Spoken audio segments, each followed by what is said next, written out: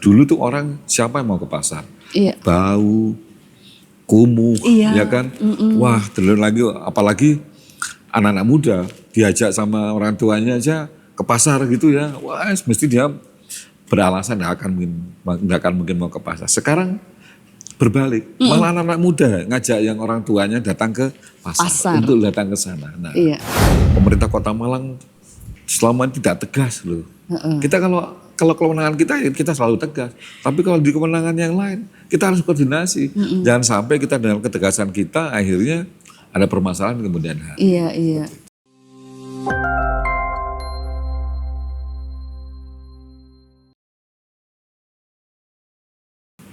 Akhir tahun membawa cerita tentang kisah santun, cerdas dan tuntas. Saya menyebutnya dengan bangga, Kota Malang Boys berkelas. Assalamualaikum warahmatullahi wabarakatuh. Waalaikumsalam warahmatullahi wabarakatuh. Salam sehat dan salam boys. Podcast Mako Suara Cita yang merupakan program unggulan Dinas Kominfo Kota Malang kembali menyapa Sobat Mako bersama saya Dewi Yuhana. Podcast ini ditayangkan di channel resmi YouTube Pemerintah Kota Malang di @pemerintah-kota-malang. Silahkan subscribe dan jangan lupa tekan tombol lonceng untuk selalu mendapatkan update terbaru dari kami. Sobat Mako, saat ini saya berada di lantai 3 Perpustakaan Kota Malang. Sobat Mako bisa melihat di belakang saya ini ada Ijen Boulevard, terlihat juga ada monumen Tugu Melati di sana. Dan paling istimewa lagi, hari ini saya bersama dengan Wali Kota Malang, Bapak Dr. Insinyur Wahyu Hidayat MM. Assalamualaikum Bapak. Waalaikumsalam warahmatullahi wabarakatuh, Mbak Ana. Gimana kabarnya? Alhamdulillah. Sehat. Selalu sehat. Hari ini aktivitasnya banyak sekali nih Pak akhir tahun. Ya, enggak banyak lagi. Oh. Luar biasa. Oh, luar biasa. Iya, jadi luar biasa dan biasa di luar. Karena harus banyak di lapangan terus. Karena memang akhir tahun ini Kota Malang menjadi salah satu tujuan utama. Iya. Ya, kunjungan wisata.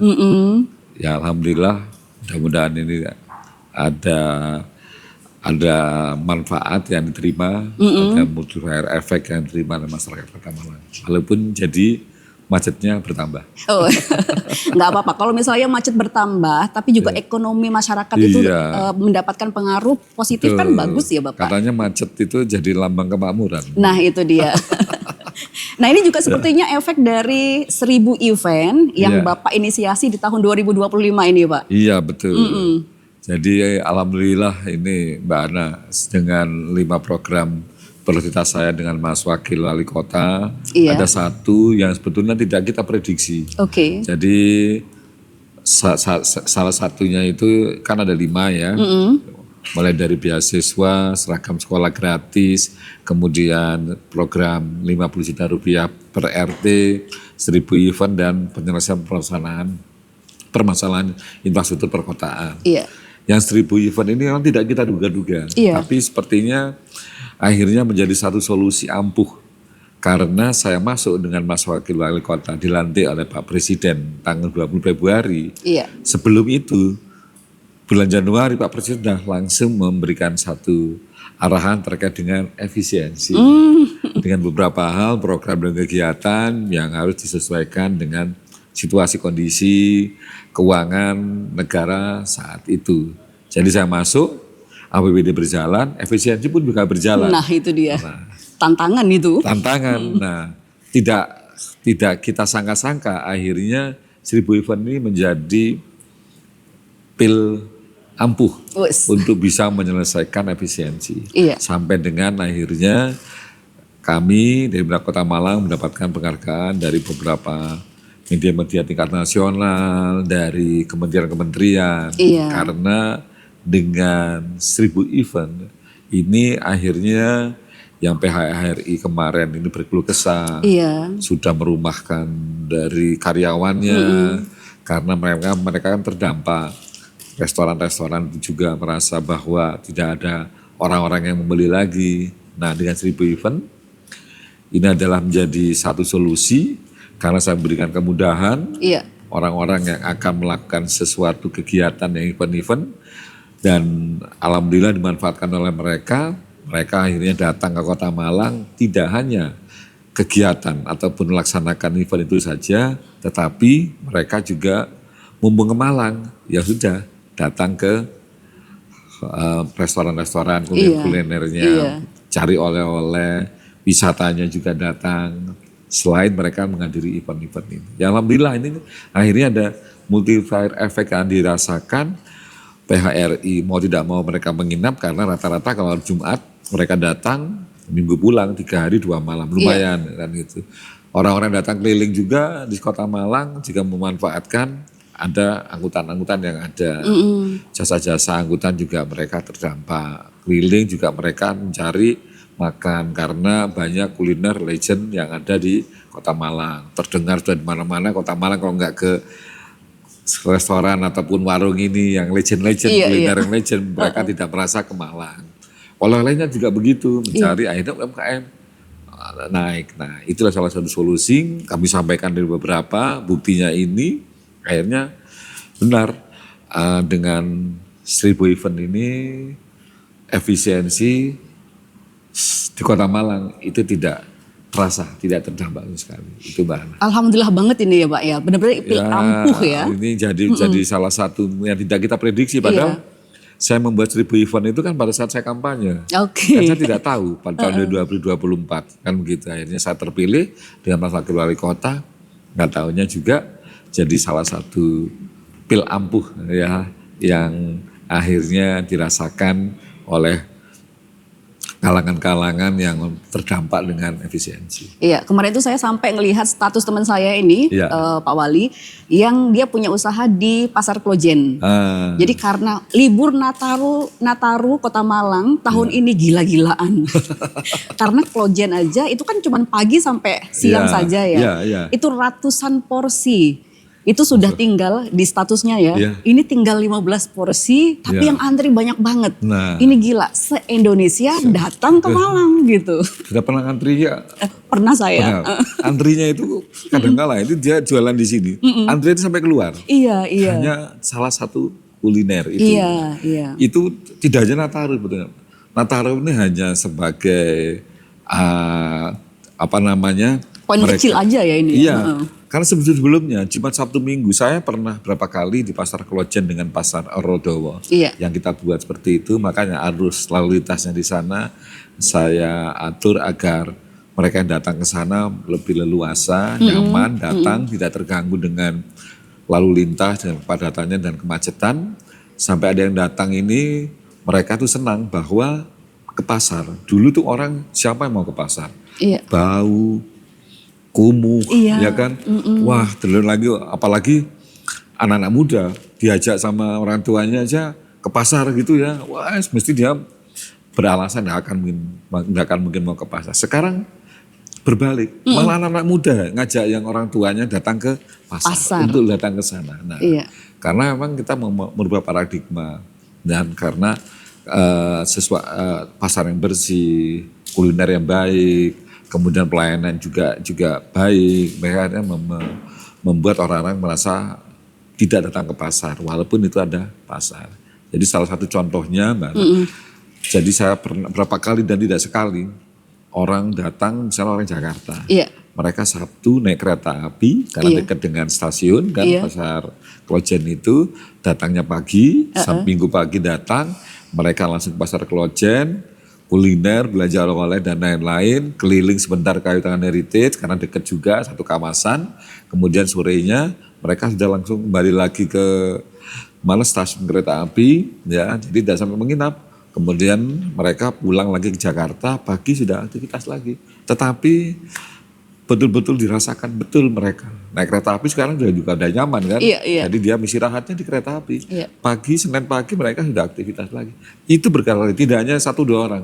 Dengan keluarga kadang-kala. Karena bisa mereka, ya family time-nya itu bisa dirasakan oleh mereka. Dan ini menjadi salah satu daya tarik.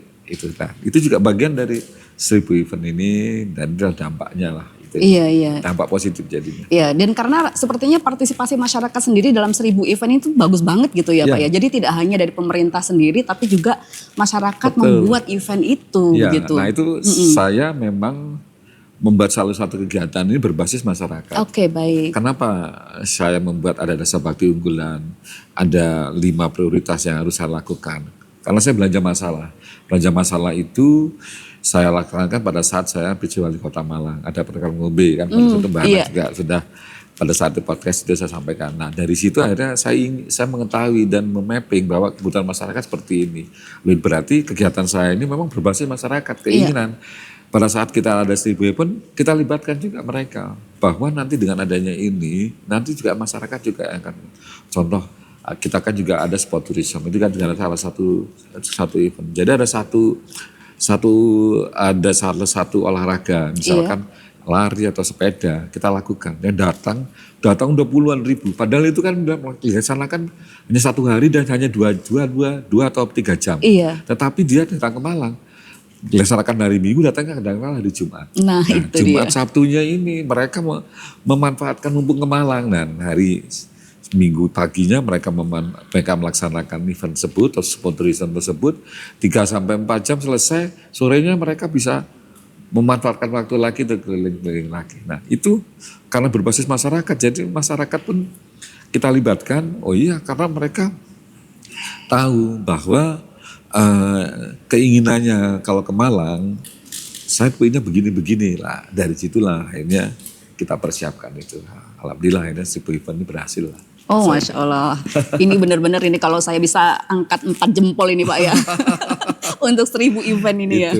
Nah Bapak ini terkait karena kita sekarang ini ada di lantai 3 Perpustakaan Kota Malang. Dan kemudian ada Ijen Boulevard juga. Nah saya dengar-dengar ini Bapak ada sebuah program, project untuk mengubah ini menjadi lebih baik lagi. Nah itu apa ini? Ya ini kan karena berawal dari Kota Malang, kota pendidikan. Iya. Hampir 800.000 itu mahasiswa. Hampir menyamai dengan jumlah penduduk yang berKTP Kota Malang. Yang hampir 900.000. Kita punya perpustakaan yang bagus. Dari jenis bukunya, jumlah bukunya, koleksinya, tahunnya, bervariasi jenis bukunya sangat bagus. Tapi selama ini orang datang ke kantor perpustakaan itu merasa bahwa kayak ada sesuatu yang enggan atau situasi formal. Jadi masuk ke kantor perpustakaan kan seperti masuk kantor.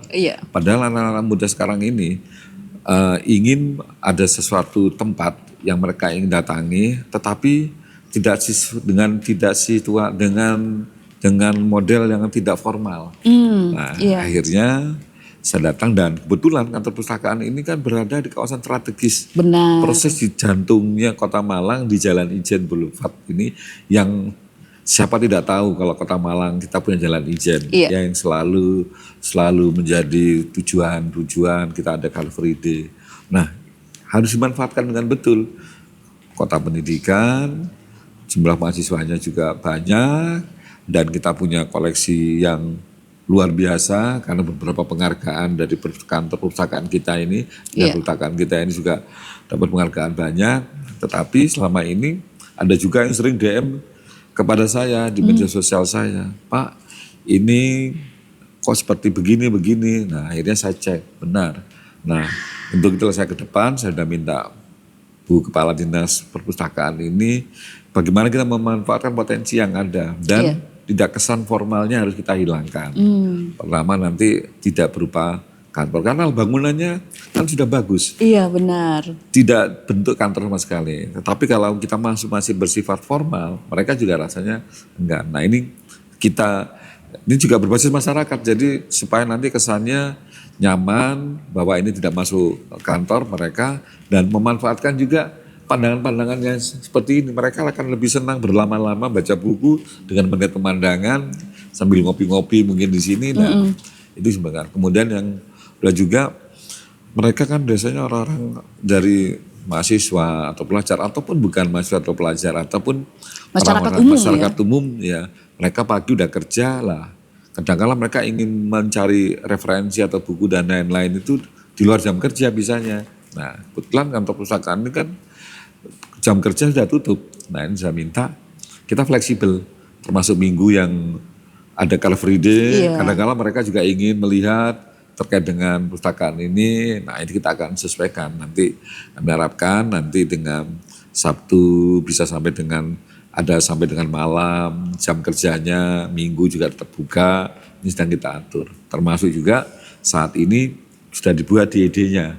DED-nya terkait dengan bagaimana kita merubah kantor perpustakaan ini menjadi lebih istilahnya anak-anak muda itu, supaya kalau mereka seperti lebih kekinian gitu ya, dengan tampilan yang tidak formal. Kan itu nah juga memanfaatkan tempat ataupun sudut-sudut dari kantor perpustakaan ini menjadi tempat yang nyaman bagi mereka, sama seperti mereka kalau ngopi-ngopi kan masih ada view yang begini. Nah itu kita alhamdulillah di tahun 2025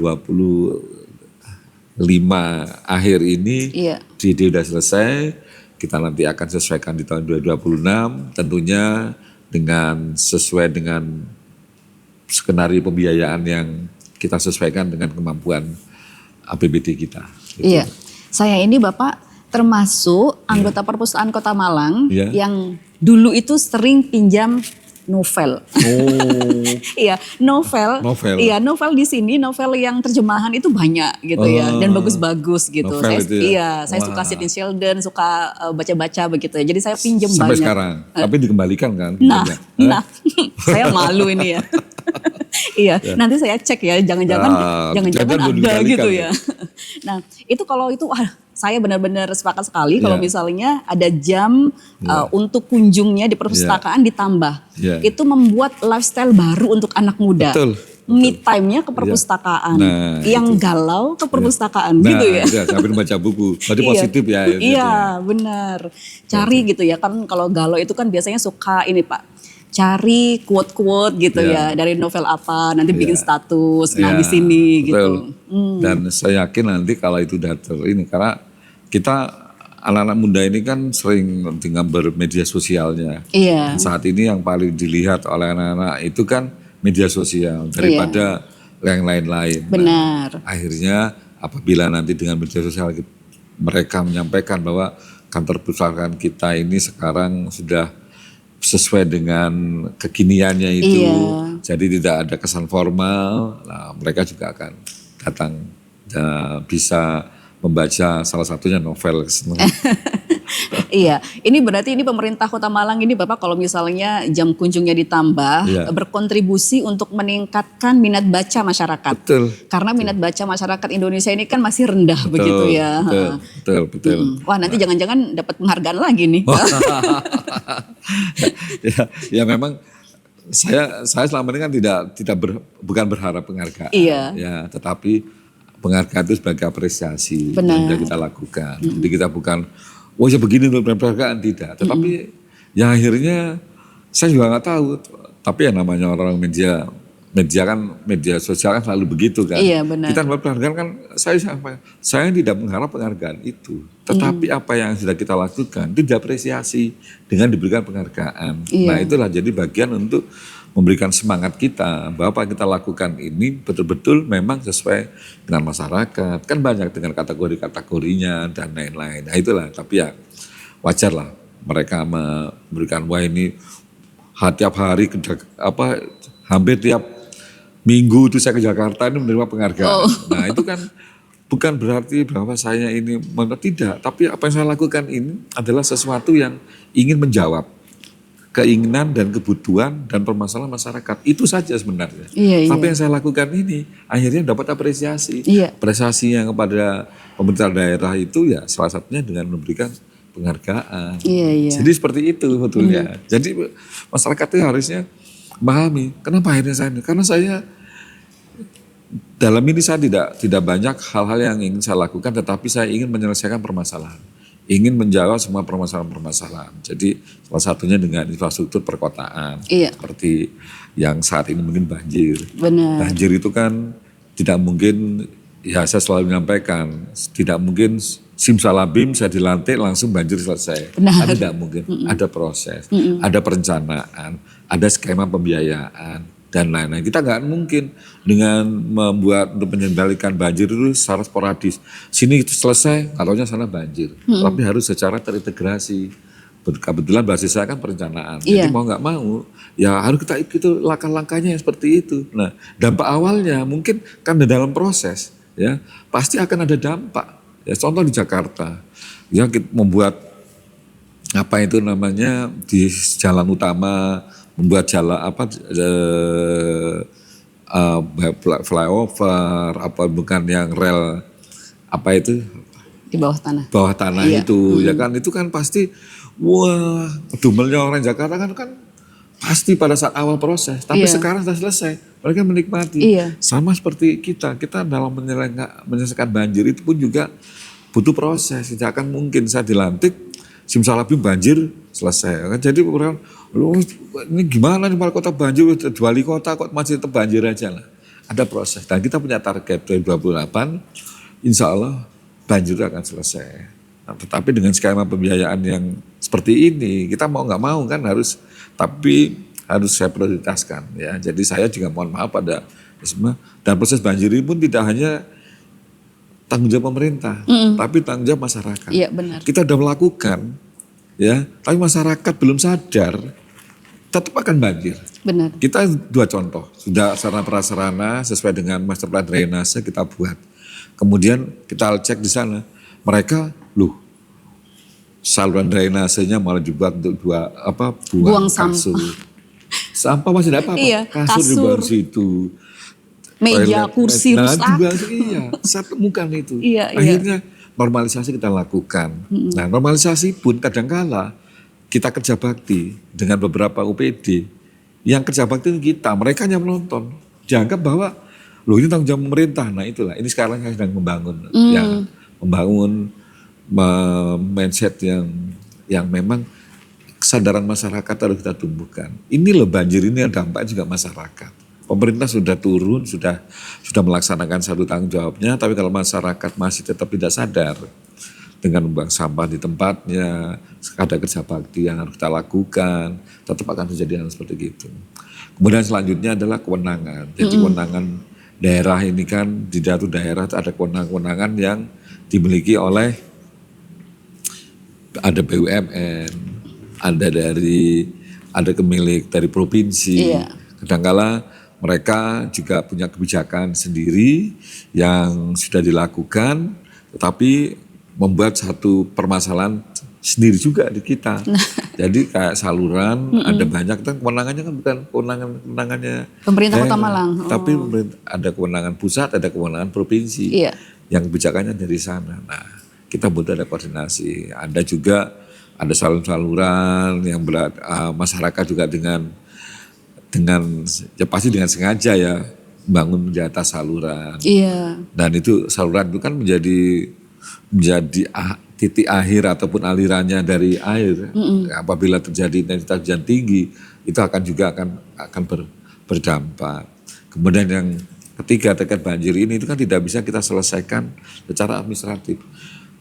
Kota Malang adalah berada di daerah cekungan, mangkok. Oh begini begitu ya. Walaupun kita di dataran tinggi, Iya. tetapi kita di dataran tinggi, tapi di atas kita masih ada wilayah otonomi lain. Oke. Ya, Malang Raya, ada Kota Batu, ada Kabupaten Malang. Nah, alhamdulillah ini kita sekarang sudah duduk bersama dan kami sampaikan dari beberapa pada saat Pak Menteri ataupun Menteri yang datang saya selalu sampaikan. Kota Malang walaupun sudah baik dan idealnya untuk membuat master plan drainase, tapi kalau yang di atasnya ini tidak juga ikut menata bersama-sama menata, ya otomatis ada intensitas hujan tinggi yang ada di atas, tidak ada satu penyelesaiannya di atas, pasti akan alirannya akan Kena ke ke bawah. sini. Nah, Iya. padahal udah kita antisipasi dengan kita buat beberapa bosom. Tapi kalau udah bosom itu sudah melampaui sampai amber misalnya seperti gitu, ya otomatis kita tidak bisa apa-apa. Contohnya kan banyak ya. Contoh mungkin dulu Bekasi, siapa nyangka dulu Bekasi itu akan banjir sampai masuk di mall. Iya, Kan pasti itu kan udah daerah-daerah bebas banjir mall itu kan situ. Tapi karena daerah di atasnya tidak bisa dikendalikan dengan baik ya airnya ke bawah. Atau mungkin contohnya sekarang seperti bencana di Sumatera Utara, Sumatera Barat, Iya. dan di Aceh. Itu kan semua juga dari ketinggian, Iya, alih iya. fungsi dan lain. Nah, saya sudah duduk bersama, alhamdulillah Pak Bupati Malang, Pak Wali Kota Batu, dengan kita duduk bersama, sama-sama kita membahas hal tersebut. Alih fungsi ini ya harus betul-betul kita kendalikan agar tidak berdampak kepada kita. Iya benar. Ini sepertinya apa yang disampaikan Pak Wali itu yang paling ditunggu sama Sobat Mako ini Bapak. Ya, itu ya. Terkait dengan penanganan ini ya. Karena terus terang ini Pak Wali, saya tuh kalau lagi hujan, Ya. saya sudah waduh ini hujan ini Kota Malang. Saya nggak berani keluar ini. Oh gitu ya. Khawatir nanti macet ini. Nah, kalau saya pikir Nyetir, heeh. karena wah ini habis hujan deras banjir, lihat udah kelihatan muka saya. Wah itu harus tanggung jawab ini begitu ya. Karena kan banyak begitu. Iya, saya iya. pernah ada di media sosial itu. Iya. Ada langsung foto saya posisi begitu. Padahal saya itu ada di situ. Oke. Saya itu ada di tempat lokasi pada saat munculnya media sosial itu saya ada di sana. Dan saya datang ke lokasi banjir. Dan itu lokasi banjirnya itu hanya 30 menit saya datang itu. Saya diberi laporan oleh Kepala BPBD bahwa ada banjir, ada ketinggian, ada genangan yang sangat tinggi. Iya. Saya datang ke sana, saya naik sepeda motor. Oh begitu. Saya datang ke sana, ya sampai sana sudah surut. Jadi nggak sampai 30 menit itu sudah selesai. Jadi saya datang ke sana, orangnya tinggal bersih-bersih. Loh, katanya banjir, iya Pak sudah ini. Nah ini jadi hal-hal yang seperti itulah, hal yang seperti ini berarti orang banjir, wah ini langsung tanggung jawabnya. Nah, akhirnya besoknya kita langsung kerja bakti massal. Oke. Saya datang sendiri ke sana, saya cek segala macam. Nah, alhamdulillah ada intensitas hujan tinggi. Iya. Kita tidak ada hal seperti itu lagi. Karena apa? Karena memang kita cek di sana. Kembali lagi ada sampah. Oke. Itulah yang menghambat terkait Iya. dengan tersebut. Nah, kita kerja bakti massal, mereka baru sadar. Alhamdulillah setelah kita kerja bakti massal ada 2 atau 3 kali hujan intensitas tinggi. Tidak sampai tergenang Sudah gitu tidak. ya. Nah kemarin itu pas lagi ngobrol sama teman ini Bapak. Oh ternyata ada juga, mohon maaf ini ada pertokoan misalnya. Yang kemudian dia ini membangun sesuatu di drainasenya. Iya. Jadi akhirnya ini air ini ketika harusnya mengalir sampai ke utara, tidak bisa. Jadi akhirnya mengalir ke jalan Iya. begitu ya. Ini kan berarti dari oknum ini ya, Iya. oknum masyarakat yang melakukan hal itu gitu. Nah kalau misalnya mendapati seperti ini, apa yang akan dilakukan oleh pemerintah ini? Kalau itu di lahan milik Pemkot, dan lain nanti izinnya langsung saya minta evaluasi. Karena saya yakin izin yang kita keluarkan itu pasti akan berbasis hal-hal yang seperti itu. Apabila di atas saluran, Iya. ya itu pasti akan kita berikan persyaratan-persyaratan. Oke. Ya, karena memang misalkan untuk jembatan masuk menuju ke sana, Iya. kan itu mau tidak mau kan harus ditutup. Iya. Tapi kalau untuk kepentingan yang lain, yang ini memang mungkin ada kepadatan, harus ada solusi yang harus ada solusi. Misalkan ada bak kontrol dan lain-lain, tidak dimatikan seperti Nah itu. itu dia. Heeh. Ya, jadi ada solusinya itu di kewenangannya Pemkot. Tapi kalau di kewenangan provinsi kami hanya bisa berkoordinasi. Oke. Kewenangannya ada kemarin yang banjir itu pada sampai 19 rumah yang terkena. Saya cek, nggak tahunya itu berada di saluran air, ya, yang kewenangannya ada salah satu BUMN. Oh gitu. Iya. Nah ini kan punya koordinasi. Iya, Jadi iya. dianggap loh kalau Pemkot, kalau di daerah yang ini kita bisa tegas. Tapi Iya. kalau sudah di kewenangannya bukan kewenangannya Pemkot. Dan rata-rata memang penyebabnya itu bukan di kewenangannya di pemerintah Kota Malang. Oke. Itu yang menjadi kesulitan Ya nggak susahnya di sana Nah, gitu ya. kita malah dianggap pemerintah Kota Malang selama ini tidak tegas loh. Kita kalau kewenangan kita selalu tegas. Tapi kalau di kewenangan yang lain kita harus koordinasi. Jangan sampai kita dengan ketegasan kita akhirnya ada permasalahan kemudian hari. Iya. Bapak kalau misalnya di drainase ini ya, ini Iya. kan tadi Pak Wali sempat menyampaikan kasur aja loh kadang dibuang Iya, gitu ya. betul. Misalnya nih, bayangan saya sebagai orang awam ini Bapak. Misalnya ini ada kayak jaring gitu ya. Iya. Jaring-jaring misalnya per RW atau per kelurahan. Iya. Jadi kayak itu kan lewat nih. Iya. Di sini dipasang jaring. Jadi Iya. kalau misalnya warga RW di sebelah sana membuang sampah akan ada di sana, gitu. Ya. Itu memungkinkan nggak kalau dibikin? Atau high cost atau bagaimana? Atau tidak memungkinkan? Enggak juga, kalau malah sebetulnya ada beberapa hal yang melakukan seperti Oh itu. sudah melakukan, iya. Ada, Oh baik. tetapi nanti kembali lagi pada masyarakat. Kalau kita bagus saja yang terkait itu, karena nanti namanya saluran itu kan ada saluran primer, sekunder, tersier. Iya. Mungkin dengan primer kan tidak mungkin. Iya. Ya. Tapi kalau yang sekunder, tersier boleh kita ini. Tetapi kembali harus ada rutinitas yang harus dilakukan oleh masyarakat. Iya. Tanggung jawab juga mereka. Nanti kita berjari begini, kembali lagi pemerintah yang harus menyelesaikan. Nah gitu kan. Akhirnya dengan jaring ini kan timbul sedimen. Iya. Ada tumpukan sampah. Harus rutin juga. Kalau tidak rutin, ya sama saja akhirnya terkena. Iya. Kembali kepada masyarakat dengan disiplinannya, normalisasi harus terus dilakukan, dan kemudian membuang sampah juga pada tempatnya. Benar. Kembali lagi kepada itu. Kita berbuat itu bisa, nggak ada masalah. Betulnya itu juga. Ya, jadi ini harusnya memang benar-benar kerja bersama ya Bapak bersama. ya. Bukan cuma di pemerintah tapi di masyarakat semuanya. Betul. Tidak bisa pointing begini, gitu ya. Pemerintah harus menyelesaikan, tapi juga kan kalau nunjuk begini sebenarnya empatnya ke sini ya. Jadi sama seperti pada saat di medsos itu, wah ini pemerintah gimana kok dibanjir segala macam. Akhirnya saya turun ya, kemudian dengan tim media sosial saya dan live. Oke, baik. Mari kita cek di salah satu saluran. Betul. Saat begini, saat buka botol sekarang numpuk. Jadi air aja udah nggak bisa masuk ke situ. Oke, baik.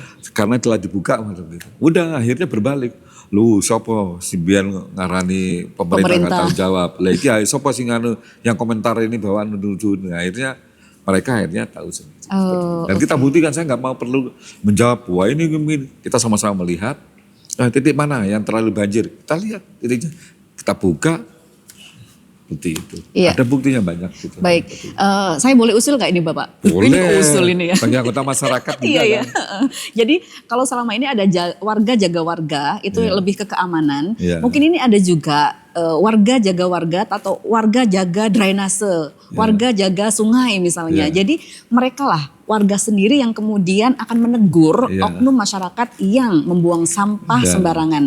Kayak misalnya begini Bapak, logika saya ya. Orang bawa kasur kemudian dibuang, kasur ini kan bukan barang kecil ya. Tetangganya pasti tahu. Nah, tetangga inilah yang seharusnya dia menegur.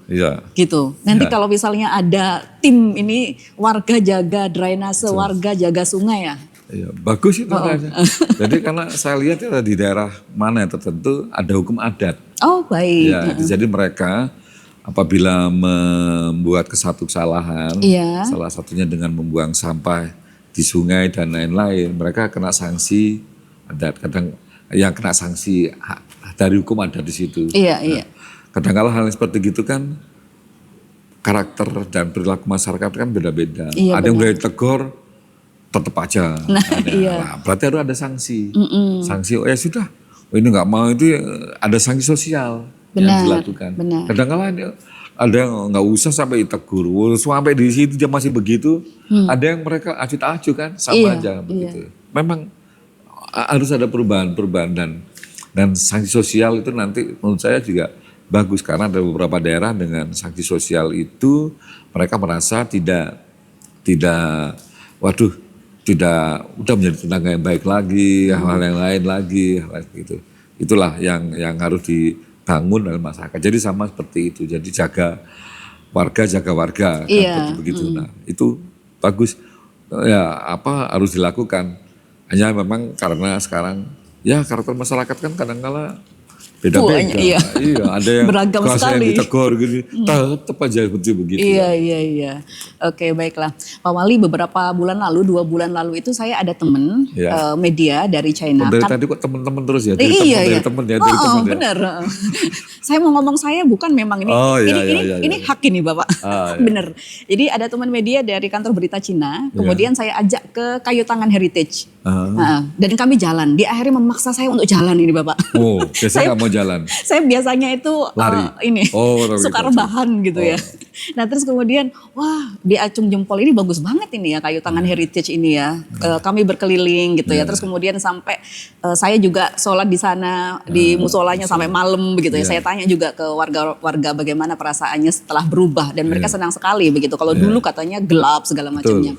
Nah ini kok saya dengar nih gitu. Pak Wali lagi membuat konsep heritage-nya ini lebih luas lagi. Dari kayu tangan bergeser ke tetangganya gitu. Nah ini konsepnya ini bagaimana ini Pak? Boleh kita sampaikan ke Sobat Mako ini? Jadi sebenarnya tidak menggeser. Jadi kayu tangan itu tetap. Jadi kampung diperluas. Kampung heritage. Nah, tetapi ada potensi yang lain yang basisnya heritage juga yang memang bisa kita kembangkan karena bersatu kawasan, berdekatan ya. Contoh ini juga menjadi satu keinginan masyarakat zaman dulu. Ya saya masih kecil ya, karena sekitar Splendid itu ada satu potensi yang baik sekali di samping Sungai Berantas, kemudian ada sekolah masih sekolah Belanda ya, dan di situ kemudian ada pasar burung, ada pasar bunga. Nah ini satu kawasan potensi yang sebetulnya bisa kita kembangkan seperti kampung heritage kayu tangan itu, tetapi berbasis yang berbeda. Padahal ini satu kawasan.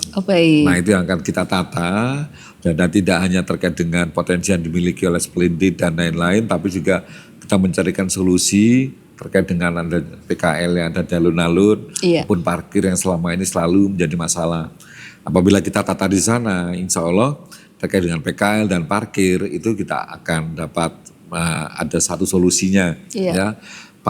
Kemudian kita juga akan mengembangkan dengan adanya PKL menjadi pasar senggol. Pasar senggol ini adalah satu tradisi saya masih kecil dulu ya, dari PKL yang ada dikumpulkan menjadi satu kesatuan, dan mereka berbelanja saking banyaknya ini senggol-senggolan, pasar senggol. Kemudian kita memanfaatkan juga lahan tawuran di belakang balai kota, kita jadi satu kesatuan juga dengan stasiun kereta api, sekolah yang dengan Belanda ada SMA, ada sekolah tugu, kemudian ada Skodam, kemudian ada hotel. Ini kan satu kawasan heritage yang sebetulnya tidak bisa kita pisahkan, termasuk juga ada pendopo Kabupaten Malang. Nah itu menjadi satu peninggalan satu kesatuan, menjadi daya tarik. Kita akan tata agar permasalahan terkait dengan potensi yang kita miliki, dengan ada permasalahan itu menjadi satu solusi. Jadi PKL, parkir, kemudian sekolah sekarang seperti SD, SMP, Brawijaya itu yang saat ini siswanya sudah turun drastis ya. Apalagi sekolah kok berdekatan dengan pasar burung, ini kan tidak nyaman orang yang akan untuk proses belajar mengajar di sana, mereka pasti akan terganggu. Nah hal macam ini kita permasalahan dan potensi yang ada di kawasan itu akan kita tata agar ada satu solusi yang baik terkait dengan hal tersebut gitu. Pasar senggolnya sebelah mana nih kira-kira Bapak? Nanti kita akan tata itu ya. Jadi nanti kita kembali, saya ingin menata ini juga melibatkan masyarakat. Jadi berbasis masyarakat, keinginan masyarakat seperti apa, jangan semuanya top down. Ya tetap nanti kita bottom up, kita aspirasi masyarakat seperti apa, kita rangkul agar mereka juga ikut merencanakan, ikut juga membuat aturan seperti itu agar rasa memilikinya apabila kita libatkan itu lebih besar daripada nanti saya buat perencanaan. Walaupun saya ini punya basis saya tata kota, saya bisa merencanakan itu bisa, tapi saya ingin berbasis masyarakat. Keinginan mereka seperti apa, kita tata, permasalahannya seperti apa, kita tata, insya Allah akan ada satu solusi. Itu rencananya kapan Bapak? 2026 atau masih akan ini berprogres gitu ya? Berprogres ya, jadi alun-alun sekarang sedang kita revitalisasi, insya Allah tahun depan selesai. Pastikan mereka akan bertanya, alun-alunnya bagus, nah nanti bagaimana sekarang PKL yang gitu. Nah itu kita akan tata untuk menjadi satu kesatuan, bisa saling menunjang dan saling memberikan satu keuntungan, dan solusi masyarakat juga bisa kita selesaikan. Akhirnya potensi dan permasalahan itu ada satu solusi yang baik Iya. untuk kepentingan warga Kota Malang. Kalau kayak gitu nanti ada penambahan atau pembangunan untuk trotoar nggak Bapak? Kan bayangan saya nih ya, Iya. kalau di sebelah sana ini sudah bagus. Saya dari tadi mikir gini, saya parkirnya sebelah mana, kemudian nanti saya akan jalan dari Kayu Tangan, kemudian kemana gitu kan. Kalau misalnya nyaman untuk saya sebagai pengunjung saya jalan, itu kan saya akan jalan gitu. Parkir di satu tempat, tapi saya akan berkeliling ke area sini. Dan itu sudah ada yang melaksanakan hal tersebut tadi yang tadi saya di awal. Jadi mereka contoh diawali dari stasiun kereta api. Oke, baik. Ya, mereka turun di sana, mereka berjalan. Nah, berjalan ini selama ini kan tahunya hanya Kayu Tangan Heritage. Benar. Yang tidak jauh. Nah, sebelum ke sana harusnya kan ada satu kawasan yang memang sebetulnya potensi. Kan sayang apabila tidak kita miliki, tidak kita manfaatkan dan kita tata. Akhirnya mereka menuju Kampung Kayu Tangan Heritage ini banyak potensi lain-lain yang harus kita hidupkan. Iya, termasuk juga kemarin itu kan di situ juga ada Dewan Kesenian Malang, ada amphitheater di dalam sana. Oke. Nah, selain mereka menikmati terkait dengan heritage yang ada di Kota Malang ini, mereka juga akan menikmati tampilan-tampilan budaya-budaya yang ada di DKM. Kan di DKM itu ada pendoponya, ada amphitheaternya. Kemarin sempat nonton saya dengan Ketua DPRD, saya supaya tahu bahwa nanti kita akan menata, supaya nanti mereka tidak hanya menikmati heritage yang ada di kawasan heritage itu mulai dari stasiun ini, tetapi mereka akhirnya juga menikmati ada satu budaya-budaya, tampilan budaya asli. Ya, ada tari-tarian, kemarin tuh kemudian ada sendera tari, topeng. Nah, di situ akhirnya mereka, terutama yang dari luar, oh iya, saya datang ke Kota Malang, saya bisa nonton, karena ada amphitheaternya di situ Mbak Nanda. Pernah masuk belum sih? Saya belum sampai masuk, saya ngintip aja. Ada dia dari luar. Iya. Jadi itu ada amphitheater.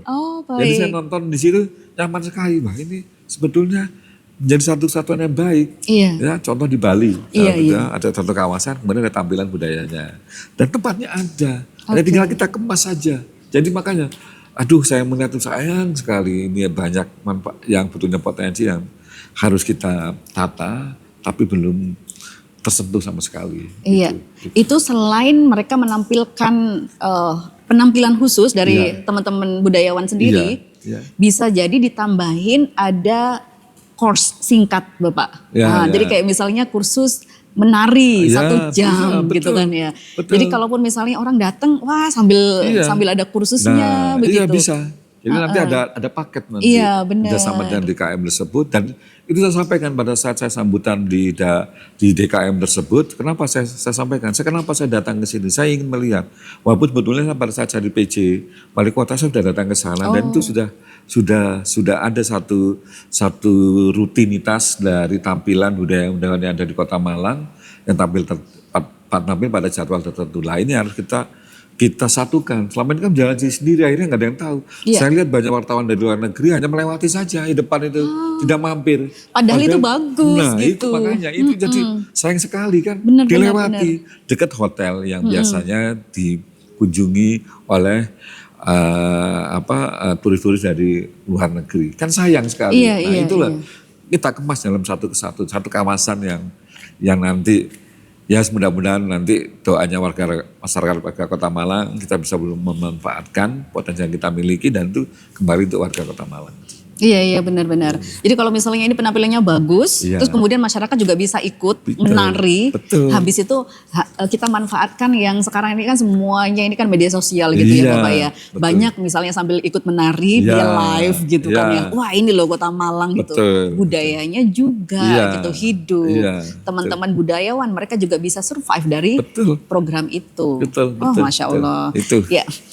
Teman-teman Sobat Mako, kita berdoa bersama ini. Ini kayak akhir tahun itu kita berdoa bersama demi Kota Malang semakin berkelas. Begitu ya Bapak ya. Betul banget. Jadi kalau misalnya kita dengan mendengarkan tadi yang Pak Wali sampaikan, kita tidak hanya diam saja gitu. Nanti kita utik-utik kita ingatkan beliaunya lewat DM begitu ya Bapak ya. Boleh. Jadi masyarakat nanti juga bisa berkontribusi seperti yang tadi Bapak sampaikan. Ini ada berbasis masyarakat gitu ya untuk pengembangannya. Kalau masyarakat ingin menyampaikan ide-idenya langsung DM gitu ya Bapak. Bisa DM juga jalur resmi melalui Dinas Kominfo juga bisa dan yang lain. Hanya kadang-kadang kan sekarang mereka ini kalau kopnya dinas, itu kan katanya formal. Mereka tidak terlalu familiar dengan hal tersebut. Tapi kalau dengan medsos saya kan ada voice-nya lagi Nah, gitu itu ya. dia. Mereka lebih senang kadang-kadang. Jadi kadang-kadang maka saya ketemu masyarakat di bawah itu orang lapangan, oh ya Pak, saya ini intinya followernya Bapak kan kemarin begini.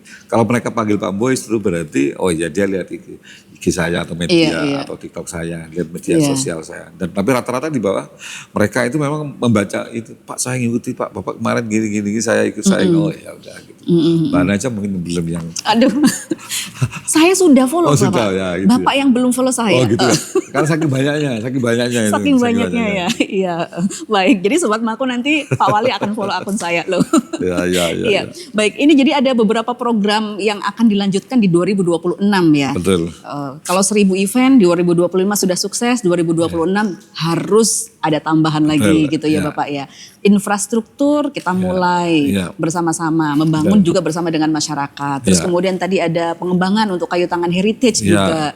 Termasuk RT berkelas kemarin nih kita dapatkan, waduh ini masyarakat sampai dengan ada yang nangis-nangis. Oh gitu? Iya, sampai ketua RT nangis karena 27 tahun hanya mengajukan untuk gerobak sampah. Itu tidak terrealisasi sama sekali. 7 tahun? 7 tahun. Iya. Jadi setelah saya dengan program RT berkelas ini, kita berikan mereka 50 juta rupiah per RT ini, mereka bisa menyalurkan, memberikan satu konsep untuk tingkat RT aja, apa kebutuhan yang prioritas tingkat RT itulah. Akhirnya mereka bisa mengatur, walaupun jumlahnya hanya 50 juta rupiah. Dan itu daripada saya, dia nangis dan banyak beberapa hal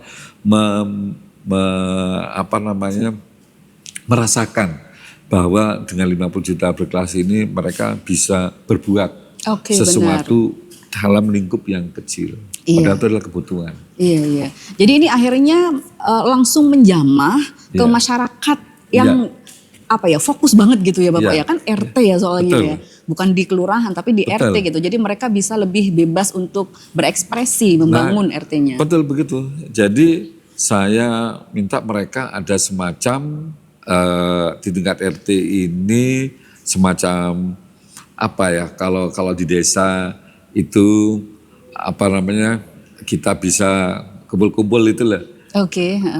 Di antara itu ngomong-ngomong gitu ya. Nah, jadi perencanaannya itu berbasis dengan masyarakat. Jadi ada keinginan masyarakat itu dengan kumpul-kumpul ini, oh ya pengen begini-begini. Tetapi saya harapkan dengan yang berbasis hanya dengan, maksud saya rembuk desa kalau itu rembuk. Nah ini rembuk RT. Nah, jadi jangan berbasis tahun ini enak iki enggak. Tetapi ada satu konsep yang memang ada jangka 5 tahun misalnya gitu. Di tahap 1 ini, tahap 2 ini ada target. Nah itu saya minta Pak RW dan Pak Lurah dan Bu Lurah yang mendampingi. Jadi Pak RW itu dia juga akan bisa mencikapi. Jangan sampai RT ini saling saya berkompetisi kan begitu. Oh ya RT begini, tidak. Nah RW juga akan puasa. Nggak bisa, ini harus begini. Kalau RT ini supaya nyambung, yang tadi itu karena buat jaring. Misalkan begitu ya. Ya kalau RT 1 buat jaring, RT 2 harus buat jaring, RT 3 juga buat jaring. Supaya sinkron. Benar. RT 1 buat jaring, RT 2 nggak mau. RT 3 mau, RT 4 dan padahal ini satu saluran. Ya nggak akan optimal. Pak RW yang bertugas untuk menyelaraskan, mensinkronkan, dan mengintegrasikan program tersebut. Agar keinginan RT ini betul-betul dapat terlaksana dan juga akhirnya RT-RT lain juga kompak sama-sama bagaimana Pak RW yang atur. Nah, nanti didampingi oleh staf bagian dari kelurahan yang juga akan bisa mengarahkan. Agar juga top down-nya ada. Ya itu maksudnya top down-nya itu supaya bisa mengintegrasikan. Benar. Gitu. Itu. Jadi tidak programnya itu tidak sepatah di RT ini programnya A, sebelah sini B, tapi ini benar-benar nanti akan saingan mereka kalau seperti itu. Nah, Pak RW tugasnya yang RT ini begini nih, RT begini nih, RT 1 begini, RT 2 begini, RT 3 begini. Nah, ini supaya nanti RW nanti yang harus mensinkronkan supaya nanti tidak saingan. Iya. Gitu. Dan ketika dibuat periode misalnya 5 tahun tadi ya Bapak ya, Iya. akhirnya mau nggak mau teman-teman di RT ini membuat target. Iya. Ada target, ada evaluasi, Betul. pencapaiannya sampai mana Iya, begitu. betul itu. Masuk juga kita akan evaluasi karena tahun 2026 ini program RT berkelasnya baru kita mulai. Iya. Saya juga kita akan evaluasi kira-kira seperti apa. Karena saya yakin kan tiap RT akan beda-beda. Apalagi kita ini di Kota Malang ini ada kawasan yang inklusif. Benar. Ya kadang-kadang 50 juta rupiah ini tidak berarti bagi mereka. Karena kas RT-nya mereka aja lebih dari itu kan Iya, gitu ya, dari sumbangannya itu. Nah itu yang harus betul-betul kita evaluasi. Oke, baiklah, Masya Allah. Ini senang sekali, ini ngobrolnya banyak banget ini rencana-rencana di 2026 ini. Iya, apalagi dengan suasana hujan ini ya, Iya. jadi kelihatan Malangannya. Iya benar, ini kurang kopi aja ini Pak. Iya, nah, harusnya tadi ini sudah ada kopi. Coba kalau ada kopi bisa 5 jam kita. Nah itu dia gitu ya. Nanti saya akan agenda selanjutnya nih kasihan ini nanti. Ya, betul. Molor begitu ya Bapak ya. Oke, Pak Wali mungkin ada yang ingin disampaikan kepada masyarakat Kota Malang khusus di akhir 2025, di 2026 pesannya kepada anak-anaknya Pak Wali seluruh di Kota Malang ini apa ini Bapak? Ya, 2025 ini saya dengan Mas Wakil Wali Kota ini kan masuk dalam APBD yang sudah berjalan. Jadi untuk mengoptimalisasi terkait dengan program dan kegiatan yang menjadi visi misi saya, kita belum optimal. Tapi di tahun 2026 ini kita mulai masuk sesuai dengan visi misi saya. Walaupun kita dalam struktur pembiayaan kita terutama di APBD, transfer ke daerah dikurangi, ada efisiensi dan lain-lain, tetapi ada janji-janji politik saya yang sudah harus saya realisasikan di tahun 2026. Dan saya berharap juga bahwa dengan janji-janji politik ini nanti akan terrealisasi 2026, saya tetap mohon ada evaluasi. Tapi yang jelas janji-janji politik saya akan kami realisasikan di 2026.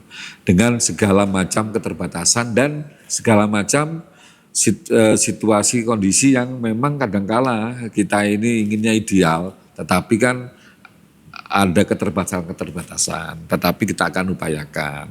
Yang menjadi janji-janji saya, insya Allah 2026 kita akan selesaikan.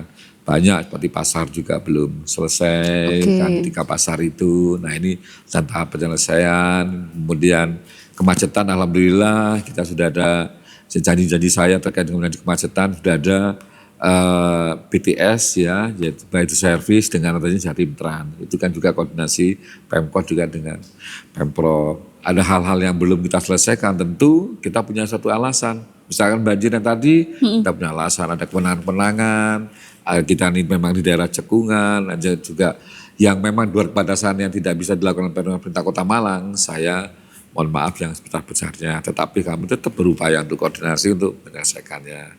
Inilah suatu refleksi ya akhir tahun 2025 yang kami lakukan, dan kami memang belum 1 tahun, nanti Februari ini kita baru 1 tahun. Tetapi karena tahun anggaran ini berada di bulan Desember, kami menyampaikan beberapa hal yang harus kita lakukan. Insya Allah terkait dengan 2026, nanti masyarakat Kota Malang sudah bisa merasakan bagaimana apa-apa yang sudah kita lakukan untuk kepentingan warga Kota Malang. Baik, terima kasih Bapak. Itu Iya, tadi Mbak. malah diingatkan ya tadi, dana TKD-nya turun. Ya, ya. Berat Ya. gitu ya. Kadang-kadang kan masyarakat kan tidak tahu, wah begini, padahal BBD kita sudah terbatas. Iya, berarti semangat ini Bapak. Tetap semangat. Iya, tetap semangat Siap. untuk 2026 dengan Ya. segala tantangannya. Ya. Iya, baik. Terima kasih Sobat Mako sudah mengikuti obrolan saya bersama dengan Bapak Bois, Pak Bois, Bapak Wali Kota Malang, yang ada banyak sekali program-program di 2026 yang nanti Sobat Mako warga Kota Malang bisa langsung menjadi pengawas dalam tanda kutip. Ini bagaimana ini programnya sudah sampai mana, itu yang pertama. Kemudian yang selanjutnya bisa memberikan ide-ide, bisa langsung lewat DM beliaunya, bisa langsung kepada dinas terkait, boleh gitu ya. Terus kemudian juga bisa mulai merasakan bagaimana susahnya ini merancang sebuah program ini di RT begitu kan ya.